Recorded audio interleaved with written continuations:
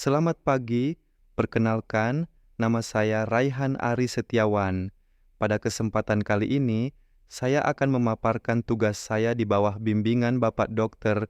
Insinyur Urip Sedyo Widodo, MM, PM, dengan judul Dampak Pemangkasan Karyawan Goto. Tahun 2022 ditinjau dari aspek emosional, psikologis, dan sosial.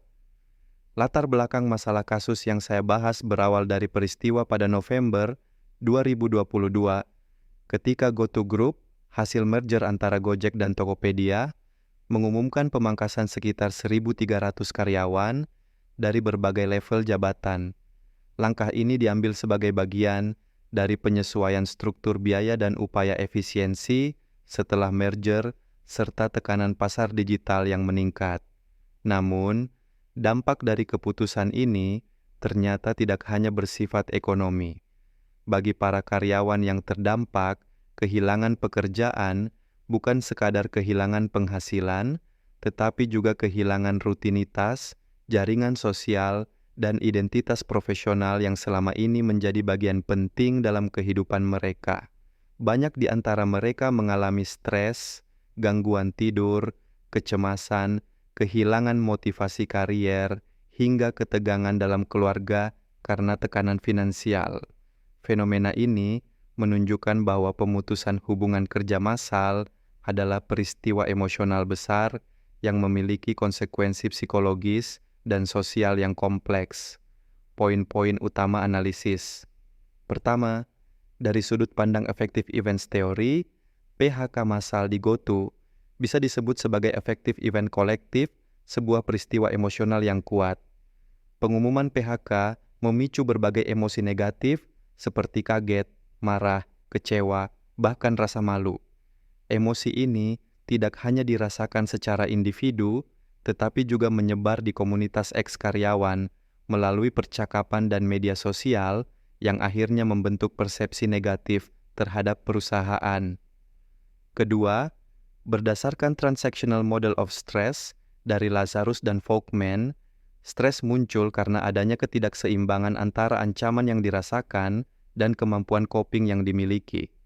Ketika PHK terjadi, banyak karyawan merasa sumber daya mereka tidak cukup baik secara finansial, keterampilan, maupun jaringan profesional. Mereka kemudian mencoba dua bentuk coping, ada yang berfokus pada solusi seperti mencari pekerjaan baru, dan ada yang berfokus pada emosi dengan mencari dukungan keluarga atau aktivitas spiritual. Namun, efektivitasnya sangat beragam antara satu individu dan yang lain.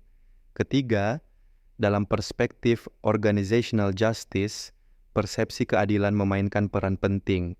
Beberapa mantan karyawan merasa proses PHK kurang transparan, kriteria seleksi tidak jelas, dan kompensasi tidak sesuai.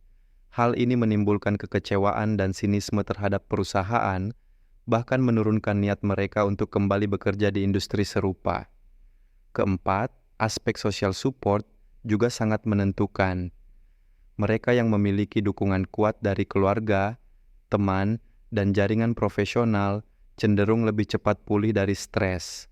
Beberapa bahkan membentuk komunitas alumni GoTo untuk saling berbagi informasi lowongan kerja dan dukungan emosional yang berfungsi sebagai buffer terhadap tekanan psikologis. Implikasi.